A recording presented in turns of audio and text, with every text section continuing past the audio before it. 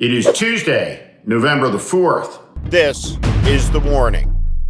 It's Election Day. Let's talk about that. 1 year from now, the American people will decide if Donald Trump has a check put on him, not by Democrats, but by us, the American people, using the institution of the Democratic Party to say, you're not a king, you're out of control, and your cabinet secretaries who come to the Congress with both middle fingers waving, preserve your records. The choice that we get to make about who leads us is not accidental. It just isn't because, and it just doesn't exist because either.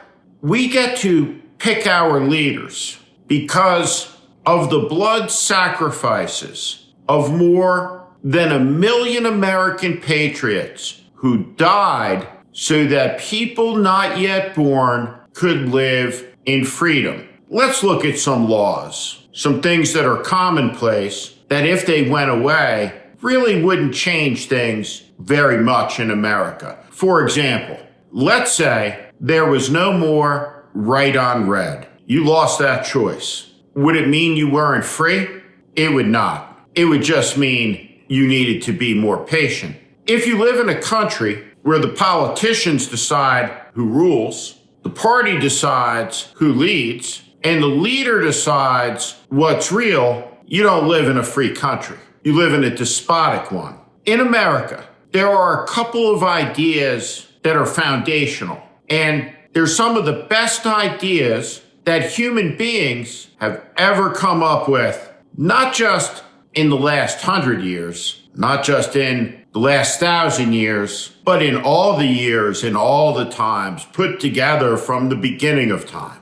They start with the separation of church and state, but it goes on from there to include the greatest American invention of them all, the peaceful transfer of political power after the sovereign, the people, decide who gets temporary power with limits on it for a set time until the people can choose again.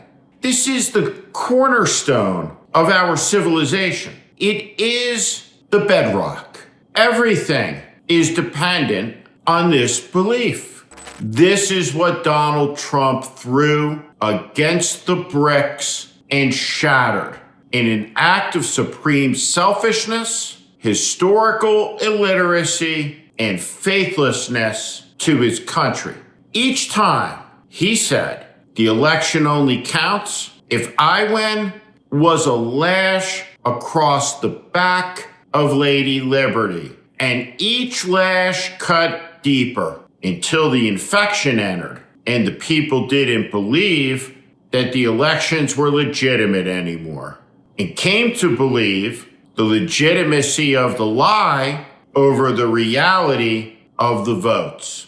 And so it came to be that there was a coup, an insurrection, and then it came to be that the man who incited the coup, a criminal, was reelected. He then pardoned the criminals and denied the coup and said again, unless my side wins, it's a rigged election.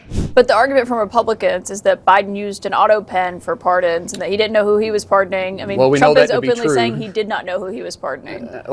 He said it was recommended to him. That's what he said. It was recommended to him. He gets a lot of recommendations. And he pardons a lot of people. That was his words. If you talk about the difference between Biden, his pardons were an auto pen. That's not even up for discussion. But Biden also knew. I mean, he pardoned his family members. He knew who they were. Well, so that was one of how many thousands did he pardon? My point that I'm trying to get to, Caitlin, I'm not trying to avoid the question. I don't know anything about it. This is the first time I've heard about the pardon. The president has the right to pardon who he wants to. I guarantee he signed the pardon himself, not an auto pen. And I know he has to take recommendations. That's what we all do. You take recommendations. I take recommendations. We got a great team that works around us. He's got a great team that works around him, and he trusts them. He trusts them good enough that if he thinks, you heard him say that if they think they need to be pardoned, then he'll sign the pardon. If he thinks they need to be dug in farther, then they'll dig in farther. He has the right to question whoever he wants, but he also trusts his team around him.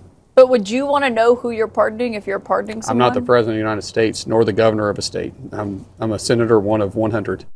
It is the losing side of an election in a democratic system that gives the winner legitimacy by conceding the will of the people. But Donald Trump does not care about the will of the people because he hates the people. He wants to take from the people by ruling over the people. And he has amassed a legion of enablers and sycophants, weirdos, and extremists, and given them power. Today, the press will look at this and report to you about who won. What the press should be reporting is the threat that exists for all of us around being able to choose. Donald Trump doesn't believe we, the people, have a right to choose our leaders. He believes because he is sick and he is surrounded by Nazis and nutters that he was chosen by God to be our king. And there are no kings in America, but there are elections.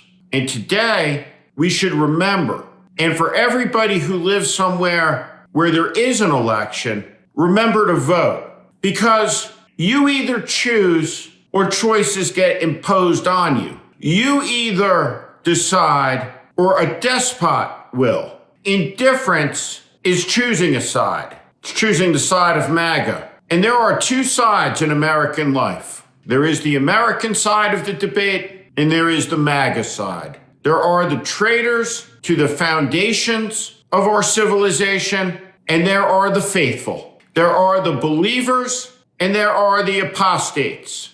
In the end, the faithful, believing in the American creed, will triumph in a great contest that will be remembered as a great crisis. Have no doubt about the fortitude that will be required to defeat this insanity. It has risen from the lowest places, and it is the darkest of threats. It is a threat that says, you, me, and our children don't get to decide our future with a vote. Instead, we get told what we will be, how we will be, and what to believe as the outcome of a vote already taken that we didn't get to take part in. It is an unacceptable offer, and it should be thought about deeply on this election day because it is very real and it stinks, and we don't have to take it.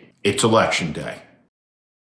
I'm Steve Schmidt. This is The Warning. I invite you to join this community where I promise to be honest, blunt, and direct about what is happening in this country. America is in crisis. Follow and subscribe to this channel and on Substack. Thank you.